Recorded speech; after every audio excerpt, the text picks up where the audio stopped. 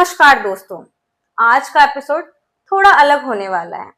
हम बात करने वाले हैं उन सवालों पर जो अक्सर लोगों के दिलों में रहता है, पर पूछने की हिम्मत तो कोई नहीं करता। क्या इसी में करप्शन है? क्या नेपोटिज्म सच में आज भी एग्जिस्ट करता है? और अगर करता है तो एक आम इंसान जस्टिस कैसे एक्सपेक्ट करे? इन सब मुश्किल और सेंसिटिव सवालों पर बात करने के लिए हमारे साथ हैं एक ऐसे एडवोकेट जो 20 सालों से लीगल प्रोफेशन में एक्टिवली प्रैक्टिस कर रहे हैं, सुप्रीम कोर्ट से लेकर हाई कोर्ट तक और हाई कोर्ट से लेकर डिस्ट्रिक्ट कोर्ट तक। तो स्वागत करते हैं सर आपका एमडी नेटवर्क इंडिया पे। सचिन जी, पहले तो आप अपने बारे में बताइए कि अभी तक आपने किस किस फील्ड में प्रैक्टिस करी है। जी देखिए, I got enrolled in the year 2005 with the Bar Council of Delhi.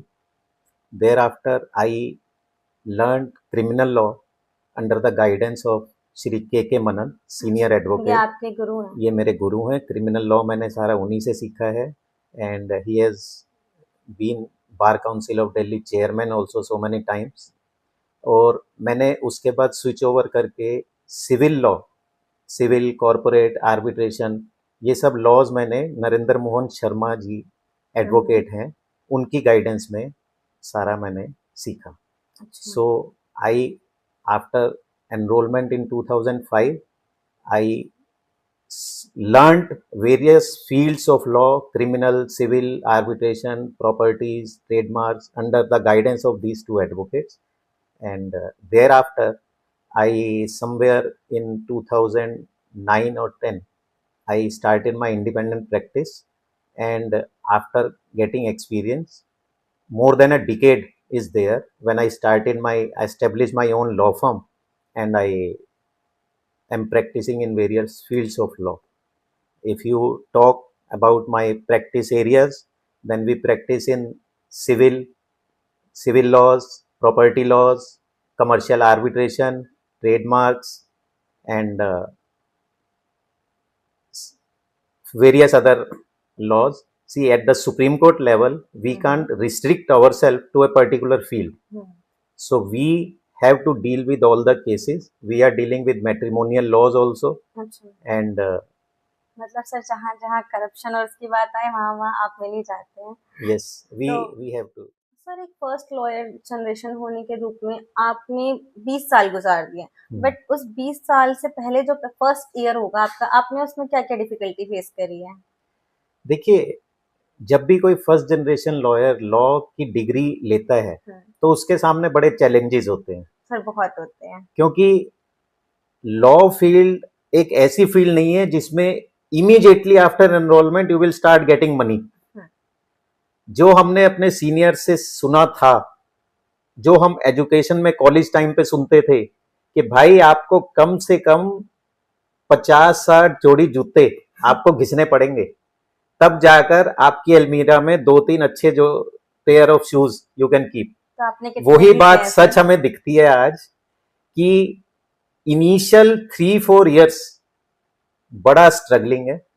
आपको 24/7 you can take it as a part time job. अगर आपको लॉ में अपने आप को एस्टेब्लिश करना है तो आपको इसको फुल टाइम 24/7 365 डेज आपको डिवोट करने होंगे। ये तो है। आप इसको केवल एक पार्ट टाइम प्रोफेशन मानकर इसमें एंटर करेंगे, then it is not for you. और उसके लिए ये जरूरी है कि आपके पेरेंट्स का आपको सपोर्ट हो, आपकी फैमिली का आपको सपोर्ट हो, जिससे कि आप सरवाइव कर सके। क्योंकि उस टाइम पर 2005 में जब मैंने अपना लॉ क्लियर किया और एनरोलमेंट कराया, उस टाइम से आज के टाइम में बड़ा चेंज आ चुका है। उस टाइम पर हमें कोई स्टाइफंड नहीं मिलता था किसी सीनियर से। हम लोग अपनी पॉकेट से ही अपना ट्रैवलिंग एक्सपेंसेस भी पे करते थे, तो खाने के लाले पड़े रहते थे। घर वालों से मांगते थे, वो कहते थे भाई एनरोल हो गया, वकील बन गया, अब पैसे अब खुद कमाओ खुद खाओ। तो वो सब स्ट्रगल था। प्लस एक ये स्ट्रगल होता है कि कब हम अपने आप को एज ए इंडिपेंडेंट लॉयर कह पाएंगे। तो इन सब चीजों में बड़ा स्ट्रगल है। आपको अप टू डेट अपने आप को रखना पड़ता है, सीनियर की भी डांट खानी पड़ती है, घर में भी डांट खानी पड़ती है। तो ये it's a very struggling field. Starting में तो बहुत डांट खानी पड़ती है। बिल्कुल। आप और मैं ऐसे ही नहीं पहुंचे हाँ। सर यहाँ पे। सालों से लीगल एडवोकेट हैं, आप प्रैक्टिस कर रहे हैं, कई आपने बड़े केसेस भी हैंडल किए होंगे। तो 20 साल पहले और अब 20 साल बाद 2005 से लेके 2026 स्टार्ट हो चुका है, इसमें आपने कोर्ट में क्या-क्या चेंजेस देखे हैं? मैडम सी नो डाउट कोर्ट में तो बड़े चेंजेस आए हैं। जैसे कि 2005 में जब मैंने प्रैक्टिस शुरू करी, उस टाइम पर दिल्ली की जहां तक मैं बात करूं, तो दिल्ली में डिस्ट्रिक्ट कोर्ट्स में सिविल केसेस जितने भी थे, उन सब के लिए केवल एक ही कोर्ट थी, 30 हजारी कोर्ट। अच्छा। क्रिमिनल केसेस जितने भी होते थे, उन सब के लिए एक ही कोर्ट थी, पटियाला हाउस कोर्ट।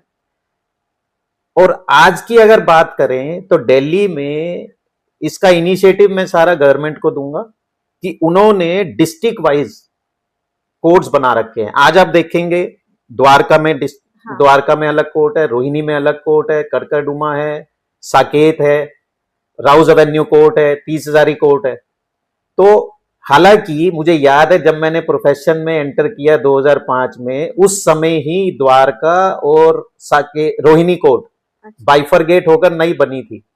तो लॉयर्स का 6 महीने और 1 साल तो प्रोटेस्ट कंटिन्यूअस चला था कि ये कोर्ट बाइफरगेट नहीं होनी चाहिए, हमारी इनकम पर बड़ा असर पड़ेगा।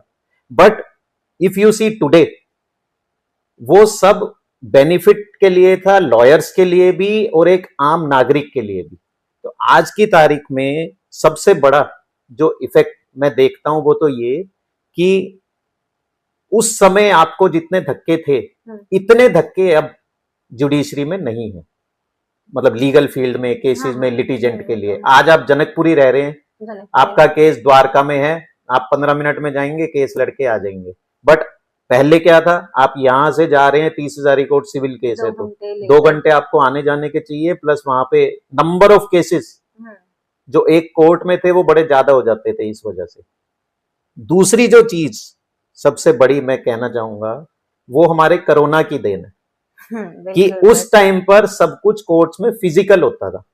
आपको कोई केस फाइल करना है, आपको कोई इंस्पेक्शन करनी है, आपको कोई ऑर्डर लेना है, आपको कोई भी चीज करनी है, आपको फिजिकली कोर्ट में कागज पर काम होता था। आज की तारीख में इनफैक्ट कोरोना के बाद से कोर्ट डिजिटलाइज्ड हो गई है। अब आपको फाइलिंग, आप घर बैठे कोर्ट में फाइलिंग भी कर सकते हैं, आप हियरिंग भी कर सकते हैं। तो इसलिए आपका टाइम, एफर्ट, एक्सपेंसेस, ये सब कुछ बड़े सेव होते हैं। तो नो डाउट जुडिशरी में, लीगल फील्ड में, कोर्ट्स में फिजिकली बड़ा चेंज आया है। और जितनी हार्ड प्रैक्टिस उस समय पर थी, उतनी हार्ड प्रैक्टिस अभी नहीं है। अब तो खैर हम एआई के जमाने में हैं, जहां पर जूनियर्स क्या करते हैं कि वो फैक्ट्स डालते हैं, कोशिश करते हैं एआई पे ड्राफ्ट करके उन्हें दे दे।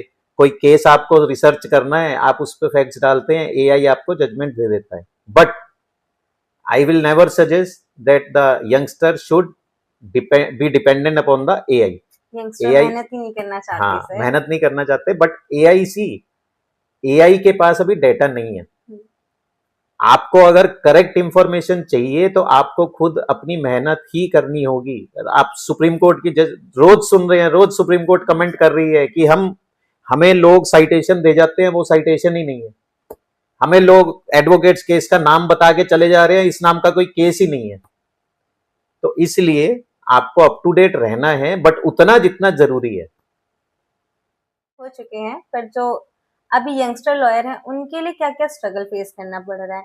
क्योंकि आजकल लॉयर तो हर कोई बन जा रहा है, पर काम उतना नहीं है। हर कोई अपना बाहर ही शॉर्ट आउट कर लेता है, पैसे ले दे के कर लेता है। तो जो यंग लॉयर हैं उनको क्या क्या फेस करना पड़ता है? मैडम सी, प्रॉब्लम्स तो यंग लॉयर्स को जो पहले हमने फेस करी है, और हमसे पहले जो हमारे सीनियर्स थे वो जब यंग थे उन्होंने फेस करी है। प्रॉब्लम्स जो भी लॉयर है उनको यही फेस करना पड़ेगा। बिकॉज द प्रॉब्लम इज कि जो हम बुक्स में पढ़ते हैं, जब हम एलएलबी की डिग्री लेते हैं, बुक्स कहती है कुछ, बट प्रैक्टिकल नॉलेज आपको जो चाहिए वो आपको कोर्ट में प्रैक्टिस से ही मिलेंगी। और जब वो प्रैक्टिकल नॉलेज हम गेन करने जाते हैं तो आपको ये डिफरेंस है कि आपको अब स्टाइफंड मिल जाता है, थोड़ा खर्चा आपका डेली रूटीन का मिल जाता है। But it does not mean कि आपका जॉब या आपकी प्रैक्टिस ड्यूरिंग इनिशियल डेज इतनी सिंपल हो गई है कि आप एक एमबीए की तरह ऑफिस में एसी की हवा लेकर और शाम को घर जा सकते हैं और माँ बाप को कह सकते हैं कि मैंने पैसे कमाया। सर अभी तो आपने एक केस बहुत सुना होगा कि एनसीईआरटी क्लास 8 में जो जुडिशक्रेसी पे एससी का रिएक्शन आ रहा है, उसके वो बहुत चर्चा में, तो आप उस पर क्या कहना चाहेंगे? मैडम, जब भी मैं इस बारे में सोचता हूँ मेरे दिमाग में सबसे पहली चीज जो आती है वो एक शेर आता है जिसको मैं कहना चाहूंगा। बिल्कुल सर। उम्र भर गालिब यही भूल करते रहे, धूल चेहरे पर थी और आईना साफ करते रहे। In judiciary is not only real but it is rampant, and the evidence is the alarming rise in the number of complaints which are being received against the judges. Supreme Court may have extracted a groveling apology from the NCERT, but the point is, what about the past? वही sir, मेरा भी कुछ नहीं, past में क्या? History is otherwise, and there are so many instances about corruptions. 2012 का cash for bail case, and recently हम सबने देखा है impeachment of sitting high court judge initiated by Supreme Court, and the ground was corruption and corruption only.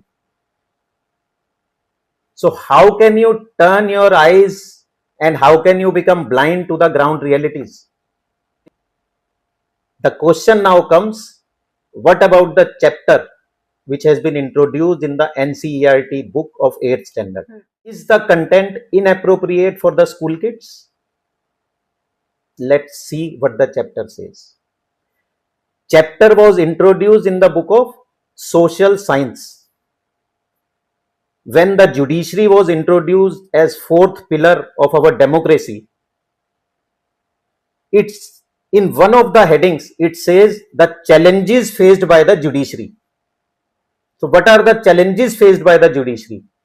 The challenges faced by the judiciary are backlog of cases, wherein the justice delayed is justice denied. Number of vacancies, the courts are becoming vacant, the judges are not there, which is also the reason for backlogging of cases. And then corruption in the judiciary. The chapter, if you see, it says the actual facts, the actual number of vacancies which are there regarding the various posts in the judiciary, the actual number of cases which are pending in various courts, district courts, high court, Supreme Court, and then it says the actual number of complaints which has been received against the judges from for a particular period of 2018 से 2022, I don't remember the exact days. I don't think there is any ill will or dishonest intention behind introducing such a chapter. Young children are often capable of finding a solution to a problem in a more flexible manner. Young children often process the informations and they learn faster than an adult. Many a time, children give solution to a problem in a much better way than an adult. Students are part of countless dinner discussions which are there on social issues. So unless they know the problem, how can they give the solutions to combat that problem? What is the harm in telling the actual facts to the students that this is the problem? Ultimately, after a decade, we will see that many of them are there in the bureaucracy, judiciary, and they have been given the responsibility to frame some law to control the corruption. So if they are not taught today, if they are not educated that this is actually the problem which our judiciary is facing, then I think there is a serious problem. They should be taught and they should be, in fact, asked to give solutions. I could not find any ill will or dishonest intention while introducing this chapter. तो sir आपने इतना बताया, अब इसका solution भी बता दीजिए, corruption रोकने के लिए क्या सॉल्यूशन रहेगा?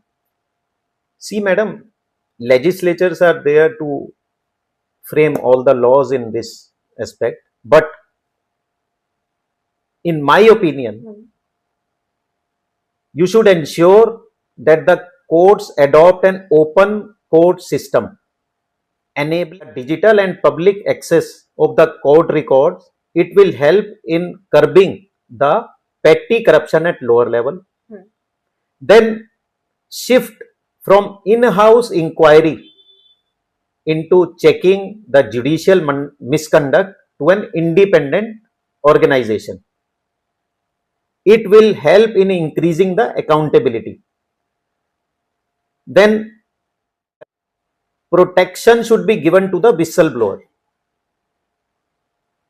Implementation of the stronger laws to protect the person who is giving information about the corruption in the judiciary. It is also required to be plan out something that जो discretion होता है ना जजेस का, क्योंकि most of the corruption arises out of the discretion. जब आपके पास डिस्क्रिशन है तो आप बिकॉज ऑफ करप्शन और समथिंग एल इन्फ्लुएंस और वट एवर, आप डिस्क्रिशन को मिसयूज कर सकते हैं. If you don't have any discretion then you can't misuse your authority court का. तो आपको कुछ ऐसा फ्रेम आउट करना पड़ेगा जिससे कि डिस्क्रिशन कम हो, which will help in reducing the corruption. And the last, I think nepotism should also be taken care of. There should be a process to reduce nepotism in court, which also leads to corruption. Nepotism के बारे में क्या कहना चाहिए? बहुत सीधा और बहुत सिंपल सवाल है, हर कोई इससे परेशान है. See, like any other institution or industry, in judiciary also and in law field also, nepotism exists and it plays a vital role. Had there been no nepotism in the legal field, there was no need for the law commission to recommend that judges should not be appointed to the high courts where their relatives are practicing. In fact, there are large number of judges who are practicing in various high courts where their kith and kin are practicing. A lawyer, madam, may become successful. A lawyer may achieve heights due to his hard work, intelligence, his efforts, but he is not unaffected by the nepotism. Some way or the other, he is affected by the nepotism. I have personally seen there are number of relatives of the judges and senior advocates who are having very wide number of cases during their initial days of practice, who were appointed as advocates for the big corporations, PSUs during their initial days of practice, and who have been regularly appointed as local commissioners by the court, and they have been given exorbitant fees. Whereas a first generation lawyer, it takes decades to him to reach up to that position. See, it refers to a situation where personal relations leads to a favorable order, favoring your relatives, your known persons. What happens is, when there is discretion in law, you will find there is discretion at every stage of a case. Bail matter hai, stay matter hai, final hearings, and whenever there is discretion, this nepotism works. Sir आपने nepotism के बारे में तो बता दिया, अब common legal myth जो है बहुत बड़ी प्रॉब्लम बनी हुई है, तो आप उसके बारे में क्या कहना चाहेंगे? मैडम, सी, कॉमन लीगल मिथ एक नहीं है, बड़ी सारी हैं. हाँ, बट तो है sir. I would like to share few. हाँ, बिल्कुल. लाइक एक मिथ है that my company will save me from everything. Hmm. Like in company corporate cases, अगर आपकी कंपनी को इनकॉर्पोरेट आपने कराई हुई है प्राइवेट लिमिटेड, तो कानून में उसको सेपरेट लीगल आइडेंटिटी कहा हुआ है और ये कहते हैं कि directors are not vicariously liable and they are not liable for the acts of the company.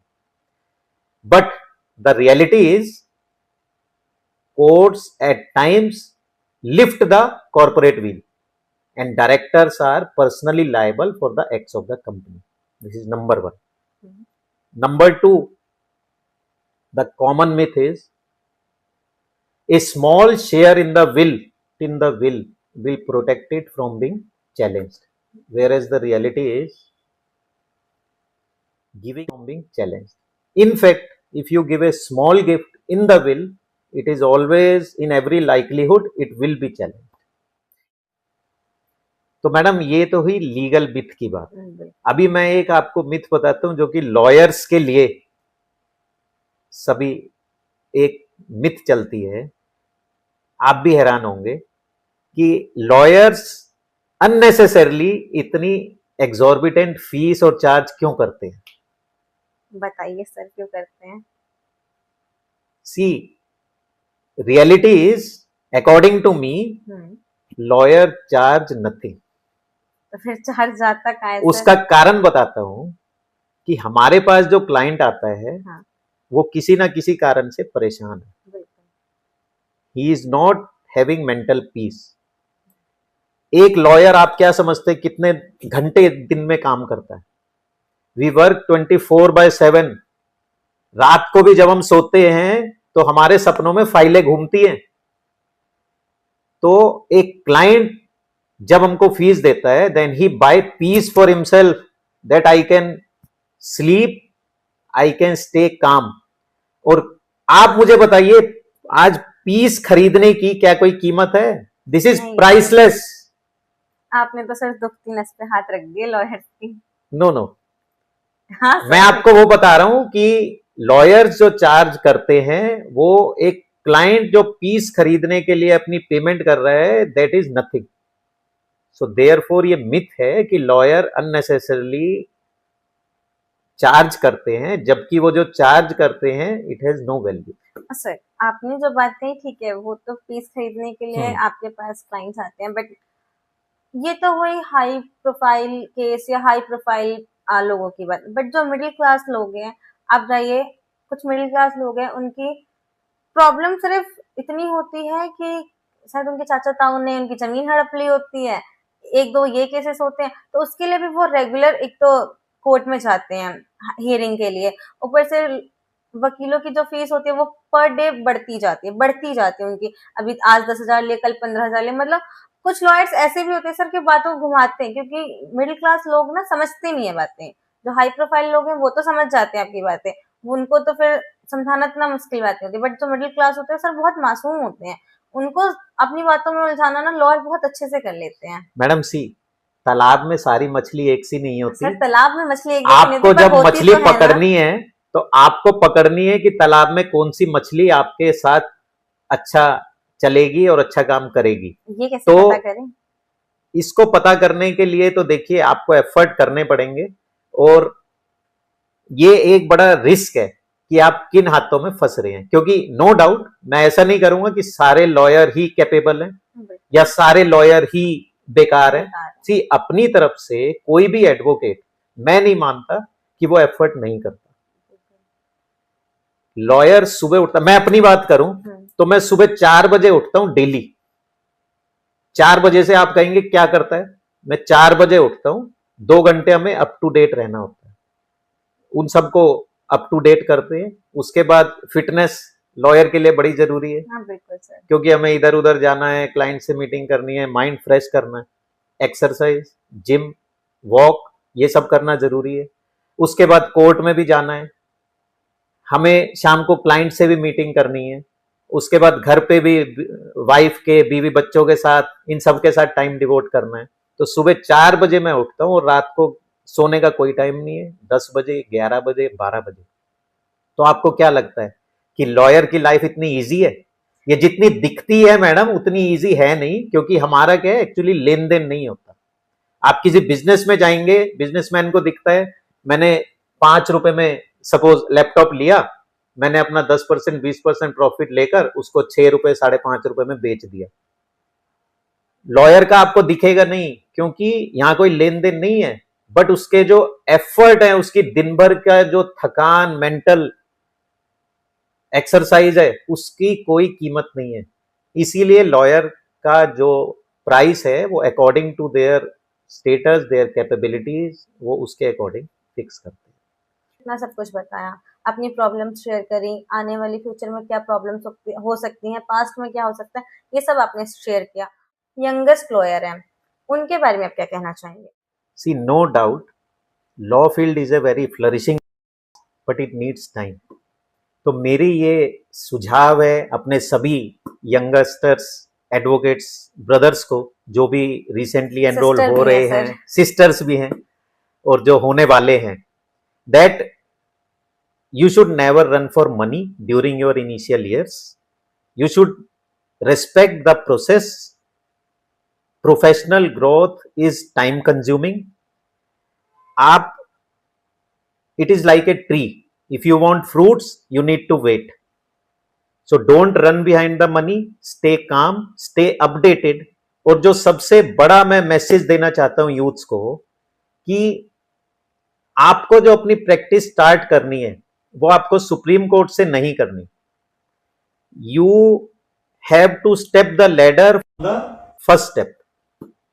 आपको अपनी प्रैक्टिस डिस्ट्रिक्ट कोर्ट से स्टार्ट करनी चाहिए। डिस्ट्रिक्ट कोर्ट में अच्छा लॉयर एक ज्वाइन करना चाहिए, और डिफरेंट डिफरेंट फील्ड में आपको सिविल में, क्रिमिनल में, आर्बिट्रेशन में, मैट्रिमोनियल में डिफरेंट डिफरेंट एक्सपीरियंस लेने चाहिए।